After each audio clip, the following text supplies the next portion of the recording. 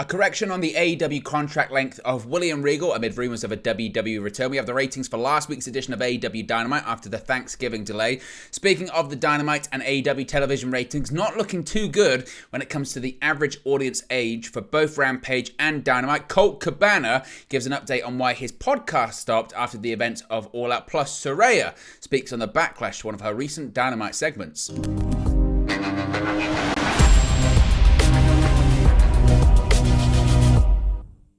Hey guys, welcome back to Wrestling News 365. Hope everyone is doing very well. As always, there are plenty of news stories to get into in the world of All Elite Wrestling. So let's start off talking about the gentleman villain himself, William Regal, one of my personal favourites. And of course, the centre of attention right now when it comes to AEW for a variety of reasons. One being, of course, his betrayal of former AEW World Champion Jon Moxley at AEW Full Gear, costing him the AEW World Championship, pretty much handing it to Maxwell Jacob Friedman on a silver platter. Now, as I mentioned, they opened up Dynamite last week with a fantastic back and forth promo between Regal, Bryan Danielson, Jon Moxley as the Blackpool Combat Club seemingly implodes, and led to a lot of speculation that William Regal could be heading back to WWE alongside his close personal friend Triple H, now that Triple H is in charge. And there was a previous report put out there about the length of William Regal's contract. Turns out it was not correct. It was not accurate.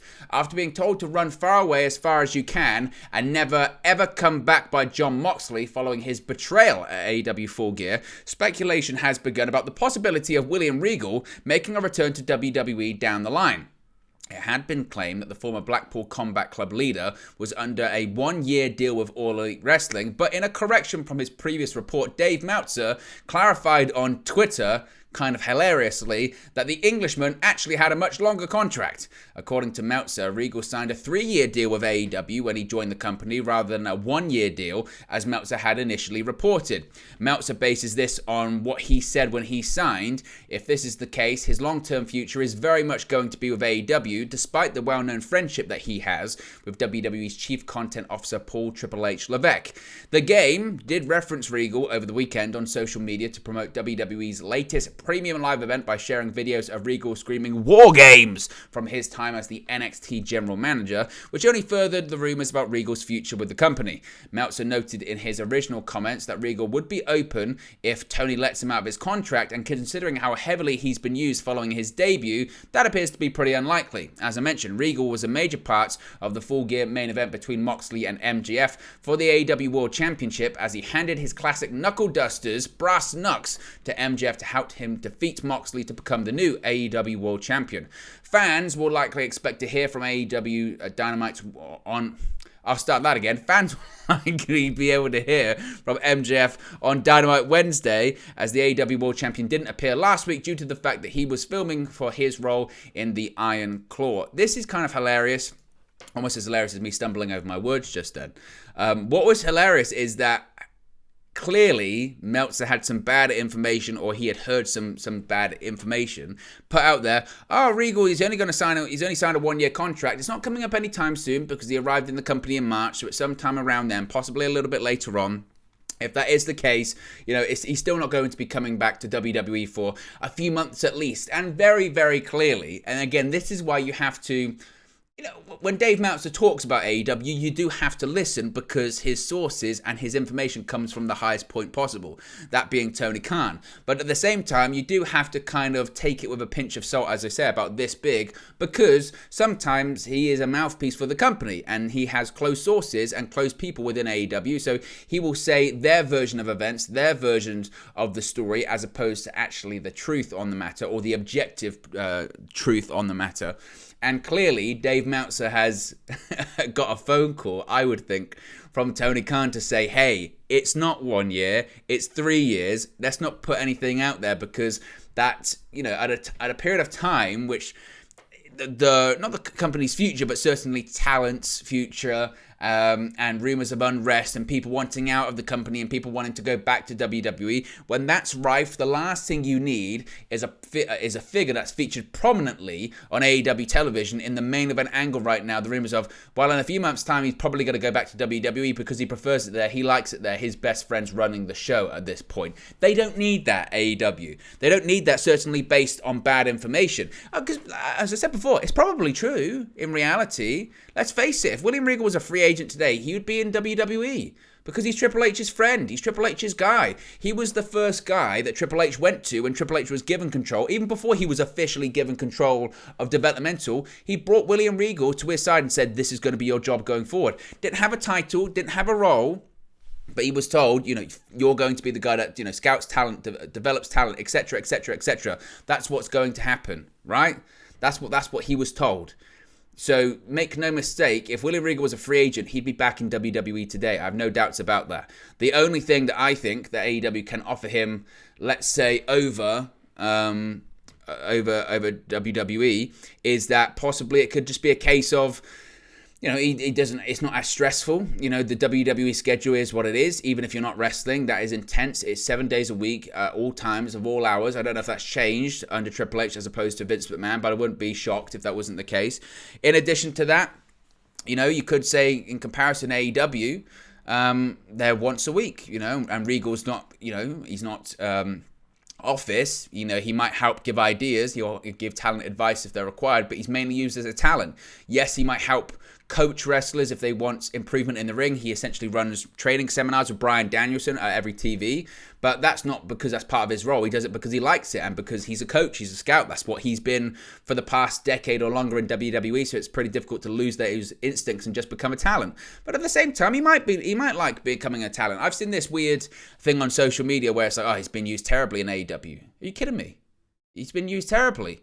He's been managing Bryan Danielson. He's managed the AEW World Champion now, 2 AEW World Champions, one being Moxley, one being MJF. Technically 3 in the Ring of Honor World Champion Claudio Castagnoli. He managed Wheeler Yuta when he was the Pure Champion. The Blackpool Combat Club has been the most featured thing on AEW television since Regal came in. It's been a massive success. It's moved a ton of merch. They're very popular. So, again, I don't subscribe to this, he's not being used very well. He's been the center of television. He's been used really, really well. Arguably, it's one of the biggest pushes he's got in his career. In terms of, behind the scenes, could he be used better? Yeah, of course he could. Because William Regal's got so much to offer. But this idea that he's not been used very well, I find is somewhat laughable. So, at the same time, a 3-year contract means he's not going anywhere anytime soon, unless he just, he forces the issue and says, I'd prefer to leave and go back to WWE. But William Regal appears to not be the kind of guy to want to do that. So I don't expect that from him. I expect him to see out his contract. And he appears to be having a lot of fun. If you listen to his podcast, I think it's the Gentleman Villain podcast, he talks about weekly how much fun he's having in AEW right now. Again, in an ideal world, would he be back in WWE? Probably. Because that's where, that's where his home is. That's the company he had been with over 2 decades. And again, he's best friends, very close friends with Triple H. So, of course, he would be back there. But he's not at the moment. And he's still enjoying where he works at the moment. So, that is what that is. We've got the ratings for Dynamite on this past Wednesday. And it took a while to get the Dynamite ratings because, of course, of the Thanksgiving holiday leading to a delay in all of the television ratings. And viewership numbers for the November 23 episode of AEW Dynamite are in. The Thanksgiving Eve edition of Dynamite, according to Brandon Thurston of WrestleNomics, drew 880,000 viewers on November 23rd. Now, this number, while still on the lower side for AEW, is up from last week's episode, which drew 818,000 viewers. The show posted a 0.32 rating in the 18 to 49 demo, which is the same of the 0.32 rating that the show posted the prior week. Now, in terms of YouTube videos, in terms of views, the biggest and most viewed video was, as you would expect, Jon Moxley having that backstage confrontation with William Regal, which drawed about 1 million viewers at the time of recording this video now. Holiday numbers are difficult, so it's difficult to judge. The fact that it went up from the prior week is probably a positive.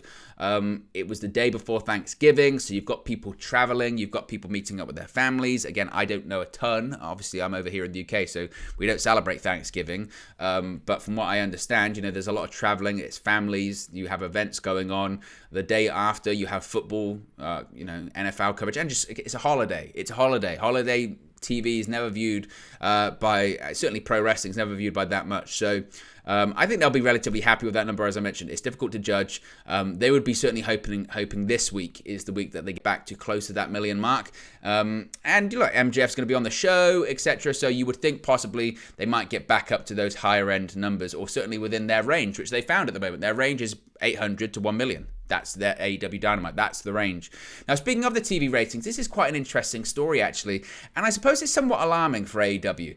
AEW has long been seen as having a younger audience than WWE. It's one of their big things they have over their rivals and its competitors. But seemingly, that's starting to change. A recent tweet from WrestleNomics said that the median age of people who watch both AEW Dynamite and AEW Rampage on television has seen an uptick since the past spring.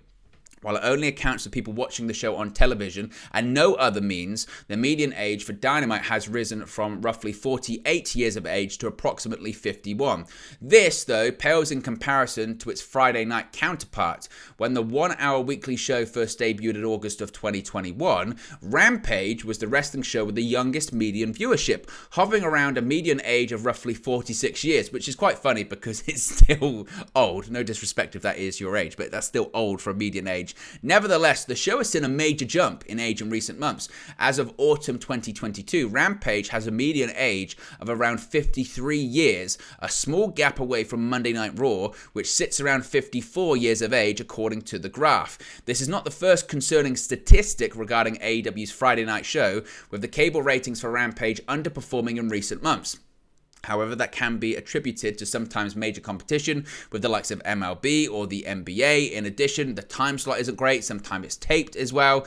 The median age of AEW's television audience does remain the lowest, though, which is a positive in comparison to other weekly wrestling shows, but the gap is certainly closing for Tony Khan's promotion. The wrestling show, ironically, with the oldest median viewership since the beginning of the year is New Japan Pro Wrestling on Access TV, which recently hit a staggering 0.0 rating among people aged 18 to 49. Basically, there was no viewers watching that show that was between the ages of 18 to 49.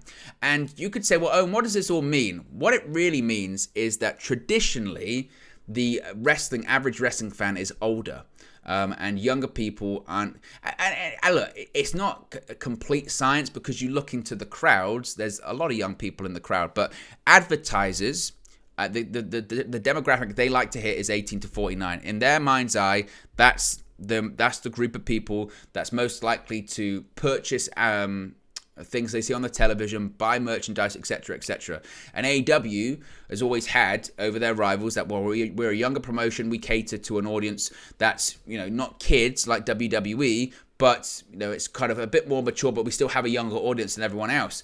And the fact that the age of the show, particularly Rampage, getting older and older, would imply that the more hardcore wrestling fan, i.e. the ones that's watching New Japan Pro Wrestling on Access TV, because you have to be that hardcore pro wrestling fan to watch it, they're the only ones watching Rampage at the moment. The more casual younger viewer is saying, I don't like it, or I don't want to watch it anymore, it's become too predictable, or the younger viewer who's more likely to tune out and go into other forms of entertainment or, go on to other streaming services, whatever it may be, is showing less interest in AEW right now, which is certainly quite interesting.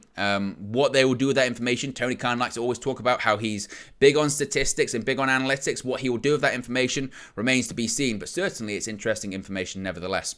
Let's talk about Colt Cabana. Colt Cabana has explained a bit of an interesting tidbit about why he stopped his podcast after All Out. I mean, it would kind of make a bit of sense, but Colt Cabana has been missing from AEW TV for most of the year, and his Apple podcast, The Art of Wrestling, just resumed after a 3-month absence. Cabana addressed his podcasting absence by insisting it was a self-imposed act and it had nothing to do with the fallout from CM Punk's brawl with the Elite at All Out in September, saying, quote, I didn't delay it because the company that I work for told me not to talk about anything or what I could or could not do, he said, adding the decision was based on just kind of where his brain was at. He reminded his listeners that he began The Art of Wrestling to have an honest conversation about his career. I like to put out shows occasionally, spotlighting my friends or people that I find super interesting, he said. And from the beginning, I was so open, maybe even to a fault, about dealing with losing my dream job of the WWE or fighting to be an independent wrestler or how to make money in wrestling or how to survive a lot of things. He also said he mostly avoided talking about his romantic relationships and legal problems, except for a podcast called The Trial, where he discussed all of my feelings while I was going through the trial in which WWE doctor sued me in a course of law and lost. Cabana noted that it can be fun for him to hear fans speculate about his usually quiet personal life. Cabana stated he finally felt comfortable airing the latest episode with guest Peter Avalon, and that the frank talk about mental health was recorded at a sensitive time for Cabana, saying, quote, "I mean, I'm always feeling a lot of feelings," he confessed, including now, but it was definitely prevalent at the time of this talk. I kind of buy and don't buy what he's saying there. It might have, for him, felt like it wasn't the right time to talk about things and he didn't want to talk about things. But I think, whilst he can insist, it had nothing to do with the company telling him not to say anything. And I don't know if AEW said, oh, just don't talk about it. I don't know when it comes to that. But at the same time, I'm sure he probably got advice, legal or otherwise, when it came to CM Punk's comments. And again, that's what people are mistaking here. They're going, oh, why wouldn't he talk about the brawl that took place at All Out? It's not necessarily about that. It's probably about CM Punk's comments at the press conference beforehand, where he openly bashed Scott Colton, said some inflammatory things, and also said some things about sharing a bank account with his mother. I'm sure his lawyers and people close to him said, don't talk about it because you need to assess it. We need to assess it if we're going to take this anywhere. Did he say anything that we could maybe get litigation out of, or is there anything that we feel that we should approach at a call of law? And seemingly, clearly, the answer is no. They're not going to approach it. They're not going to address it. But certainly, I think those people close to him would have said, if you say anything, if this does go to a trial or a civil suit or whatever, they'll use these comments and they'll play them back, and this might be how they get out of it. We've gone through this before, basically, with this very podcast being played in a court of law. We don't need to go down that route again. If anything, that's part of the reason that you and Punk don't talk to each other anymore. It's because of this podcast. So let's not get involved in that again. So I think that's probably why the self-imposed exile. So there you go. Finally, Saraya, of course, she's now back and has returned to in-ring competition in AEW. And she quickly learned about how brutal the wrestling community can be. She shocked the world when she walked through the tunnel in AEW. Fans and wrestlers alike reacted with excitement when she returned to wrestling. But it would not all be sunshine and rainbows for the former WWE Divas champion. In the week following her AEW debut, she made her first in-ring promo in a long time, declaring her presence in the women's division. Although she's usually fairly good on the mic, the segment didn't go over well with fans, which she found out the hard way. On AEW Unrestricted podcast, Saraya admitted it wasn't her best promo and was also disappointed, but she only had one real regret. Quote, "I hadn't been around the wrestling community like online in a while, and I made the rookie move to check it that week," she told Aubrey Edwards and Alex Abrahantes. "That was my biggest regret, is checking it, because it made me feel awful, and I didn't think it was that terrible. I was just getting in the swing of things. I was effing nervous. I let the nerves get the better of me, and that's on me." She was initially disheartened but wanted another promo opportunity because she knew she could win them over. She would get that chance a couple weeks later with the approval of Tony Khan. Even though the segment went over a little over its allotted time, Saraya's promo with Britt Baker garnered a far better reaction from the fans. It was also revealed that Jon Moxley played a huge role in making her segments with Baker look the best they could be. He kind of produced them or helped put them together, which I think it showed in that second segment. It was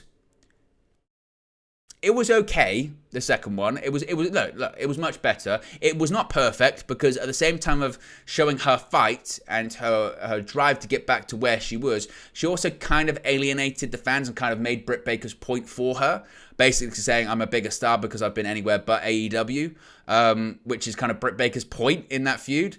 But it was much better than her first promo. And look, I can understand it when she sort of said, I hadn't done a promo in a while, so I was nervous. It didn't go over well. Unfortunately, when it comes to social media, if you do something that's bad or is not perceived as good television, they will let you know, and not in the most polite way. So the best way to react to it is not to react to it at all. And as Saraya said, don't look online. Just don't. I know, and some people would say, well, that's living in a bubble, but get the feedback from the people you want to get feedback from. Get feedback from your bosses, your co-workers, people you respect, and get feedback from the crowd in the arena. Clearly, when she was doing the promo, the crowd was not reacting. And the line she did about, I now have a boss that listens to me, everyone sort of collectively rolled their eyes at because we've heard it before. As I mentioned, the promo she did after that was better, and I think she'll continue to get better going forward because she is most of the time a decent promo. So there you go, guys. That's the latest AEW news for you. Be sure to smash a like on the like button. Be sure to subscribe bottom right-hand corner. Let me know your thoughts on today's AEW news stories in the comment section below, and I'll speak for you again very, very soon. Hey guys, thank you for watching, listening, streaming, or however you come across this video today. Be sure to click on the video on the right there to watch our next video, or click the bottom there to subscribe, or the bottom right hand corner. Thank you very much, and I'll speak to you again very soon.